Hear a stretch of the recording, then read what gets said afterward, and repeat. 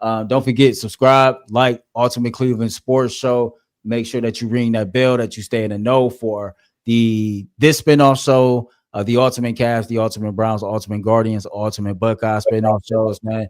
Use this QR code right here to subscribe to the Ultimate Cleveland Sports Show. We got about 15 more minutes. So let's get on to our second topic of the day.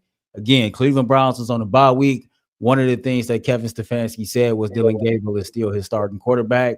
When he was pressed about it a couple of days later by Mary Kay Cabot, he just said that, making a quarterback change wasn't his focus right now. So, two-part question. Should he make a quarterback change? Will he make a quarterback change?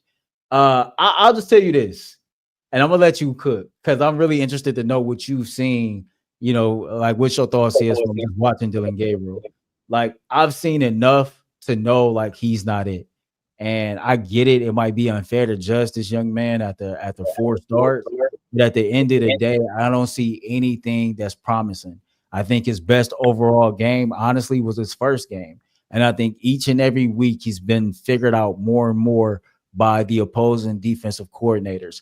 Last week, some of the decision-making, some of the throws were absolutely horrible. I thought Adam Nabour did a phenomenal job pointing out on Monday's show that this week it wasn't no drop passes involved, right? And after that first drive where the scripted, drive went down and we scored 7 points, it just seemed like it went from bad to worse. You look at the interception where he was trying to target David Njoku. The ball was like 2 yards behind David Njoku. The long interception in Isaiah Bond. You finally take a deep shot and you take a deep shot into double coverage. And then the worst of them all was that throw that you made in the end zone that resulted in the safety. He has been touted as a guy that has a supercomputer. He's been touted as a guy that has a high football IQ. We've heard a lot about his poise and his command of the offense. And I get it. He got his deficiencies when it comes to height and things like that. But Kevin Stefanski has done nothing to really get anything out of him. And what we see is not pleasant at all. Now, with all that being said, everybody that watched this episode know that me and you are both big fans of Shedeur Sanders and can't wait to see him get his opportunity. And so I asked myself, if this was Shedeur Sanders in that situation, and he had played god awful through the first 4 games, and he didn't get the opportunity to come out here and try to redeem himself after the bye week, and he was benched for Dillon Gabriel, I feel some type of way about that. I would feel like, okay, he's a young quarterback. You at least need to see how they respond coming out of a bye week, what that looks like, and then make a decision going forward. And so I am going to award Dillon Gabriel that same grace. Come out the bye week. Hopefully things are a little bit better than what we've seen before, and we go forward. But if it's just as bad or worse after we play our next opponent, then under no circumstance should we move forward without seeing Shedeur Sanders. Because I'm going to tell you this tidbit too. Browns fans is pissed for a lot of different reasons. For how bad the season is going, for how horrible this roster is, from hearing the news of how high these PCLs is at the new Brook Park Dome. There's a lot of reasons to be frustrated. And then you look at the schedule, and on the back end, a lot of our games to close out the season is at home. Jimmy Haslam is going to want butts in them seats for some odd reason. And I think the players on this team, even though the season is a loss, they need a boost in energy. Shedeur Sanders needs to be out there. The fans want to see him. This organization needs to see them, especially when you're sitting here with 2 first-round picks next year, and you need to make a decision on the quarterback. Let's see, even though the roster is incompetent in some areas, but let's see what a change at quarterback can do for the morale boost. Let's see what his skill set can actually get out of what's going on in this situation. Yes, he should make a change, but I will wait after the bye week to see how he plays, and maybe even one more game for me. Some of y'all might be like, "That's crazy." I'm trying to give a fair shake to Dillon, because at the end of the day, I'm a Browns fan, right? And I want to see the Browns succeed. So if he can be the guy, great. But we knew this coming out of college.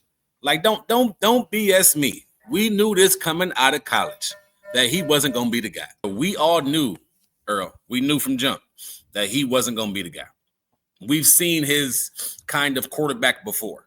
right? We've seen what the guys coming from Oregon look like, his stature, the way he played the game. He was full of screens, full of quick game, and then he threw the ball down the field quickly to tons of athletes, right? We knew his game wouldn't translate that well to the NFL. No offense to him. I think he's a great college quarterback. I just think he's probably a backup type guy in the league. And the guys can play a long time doing that. But to act like you're coming in from the game and to say, oh, we're sticking with Dillon Gabriel, like he's some superstar or some guy that actually went out there and played with, like, no, let's just be honest. Be like, we will evaluate everybody. We'll see what things going forward. I get you want to stand for your guy, and you drafted him in the 3rd round, and you had him 2nd on your board, which is crazy, which is asinine to me. That's just unbelievable. You had him 2nd on your board compared to everybody else. What are we doing? That shows me a lot right now where your quarterback mind is, and I don't agree with it, right? But you look at the New York Giants, and they had Russell Wilson starting the year. And then they kind of struggled a little bit. And then all of a sudden a boost came when this guy with all the swagger, with the arm strength, with the ability, Jackson Dart, comes in the game. And he not just boosts the offense, he boosts the whole morale of the team. The whole morale of the team. Now they're out there playing well. They're competitive. They beat the Eagles. Like they're in games. If you bring Shedeur in, and I'm not saying he'll shock the world or do whatever, but he'll at least bring that excitement, that boost of energy. People believe in him. That's one thing about Shedeur. He has an aura about him. When he gets on the field and steps on the field, people believe that we're going to go down and score. We're going to believe that we're going to play well. It's something about him that he has that leadership quality that people kind of just levitate to him. So if you put that on the football field and give him a fair opportunity to play, to me, it's a win. You only got to draft a guy next year. Like you literally have right now with the pieces that you have on offense. I think the defense is very, very good, as we all know. But even with the pieces that you have on offense right now, you can, like, a good quarterback makes the guys around him better. What we're seeing from Dillon, he needs guys around him to make him better. I think with Shedeur is going to be the opposite. So I truly believe Shedeur should get a chance to just win. Will he get that chance, right? And I want it to be just as fair as for Dillon.